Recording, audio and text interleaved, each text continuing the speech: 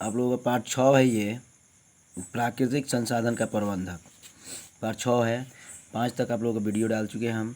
निम्नलिखित में से कौन प्राकृतिक संसाधन नहीं है? निम्नलिखित में से कौन प्राकृतिक संसाधन नहीं है? तो जीवधारी जो है इसमें प्राकृतिक संसाधन नहीं है।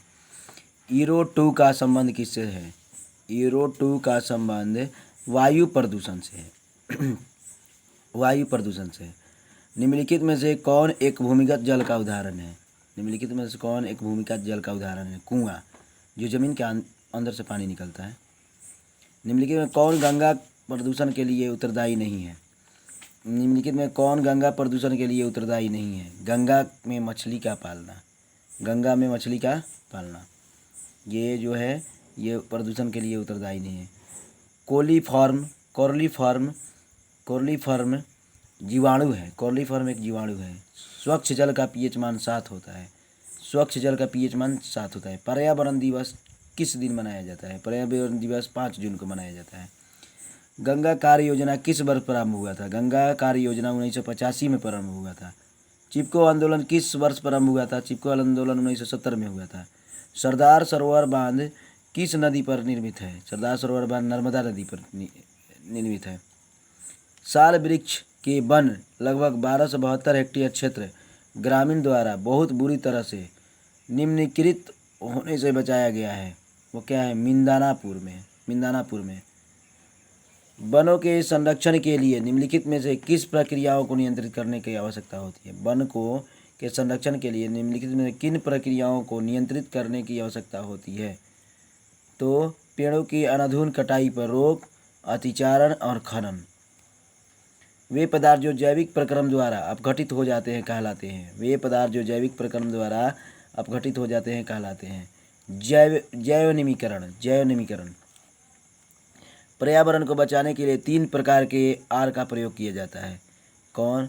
रिड्यूस, रिसाइकल और रिज्यूम, ये 3 तरह के हैं।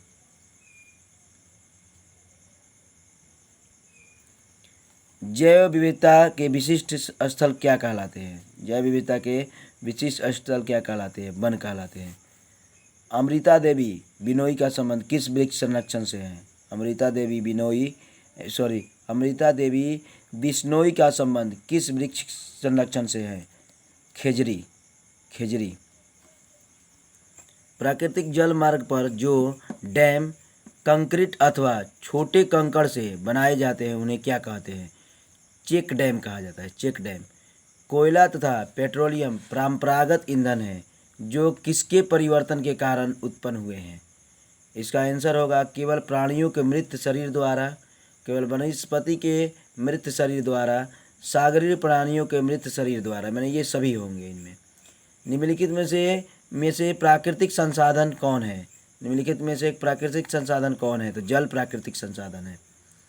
निम्नलिखित में कौन प्राकृतिक संसाधन है? इसके निम्नलिखित में से कौन प्राकृतिक? सारा प्राकृतिक संसाधन, ये गलती दिया है। मृदा भी होगा, जल भी होगा और वन भी होगा। निम्नलिखित में किन्हें स्वपोषित रूप से में से उपयोग करने की आवश्यकता होती है? निम्नलिखित में से संसाधनों में से किन्हें संपोषित रूप में से उपयोग करने की आवश्यकता होती है? कोयला, पेट्रोलियम और वन, सभी को। विश्व में कितने प्रतिशत भाग में जल पाया जाता है? विश्व में 70% भाग पर जल पाया जाता है। निम्न में से सबसे ऊंचा बांध कौन है? निम्नलिखित में से सबसे ऊंचा बांध कौन है? निम्नलिखित में से सबसे ऊंचा बांध इसमें हो टिहरी बांध। गंगा नदी की लंबाई लगभग 2500 किलोमीटर तक होती है। 2500 किलोमीटर है। टिहरी बांध का निर्माण किस प्रदेश में किया गया था? उत्तराखंड में। उभयलिंगी जंतु कौन नहीं है? उभयलिंगी जंतु कौन नहीं है? तो इसका आंसर होगा मछली। प्राकृतिक का चयन का सिद्धांत किसने दिया था? प्राकृतिक के चयन का सिद्धांत किसने दिया था? आंसर होगा इसका डार्विन ने। प्रकृति में पाए जाने वाला सबसे महत्वपूर्ण अजैविक संसाधन निम्नलिखित में से कौन है? इसका आंसर होगा जल। 200 सेमी से अधिक वार्षिक वर्षा वाले क्षेत्र को कहते हैं नम्न क्षेत्र कहते हैं। हिमाचल प्रदेश में स्थानीय सिंचाई की व्यवस्था को किस नाम से जाना जाता है? कुलह के नाम से जाना जाता है। चिपको आंदोलन में के अग्रणी नेता कौन है? चिपको आंदोलन के अग्रणी नेता कौन है? सुंदरलाल बहुगुणा। जैव निम्नीकरण अवशिष्ट निम्नलिखित में से कौन है?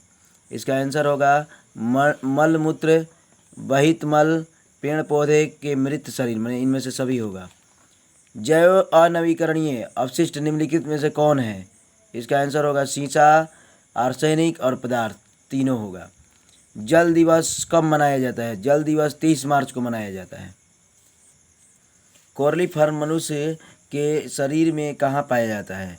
यह आंत में पाया जाता है। भारत सरकार ने बाघ संरक्षण योजना कब आरंभ की? 1970 में बाघ संरक्षण योजना। कर्नाटक में जल का स्थान को कहा जाता है? कर्नाटक में जल संग्रहण के स्थान को कहा जाता है? एरिस कहा जाता है। सुरंगम किस राज्य की जल संग्रह व्यवस्था है? केरल की।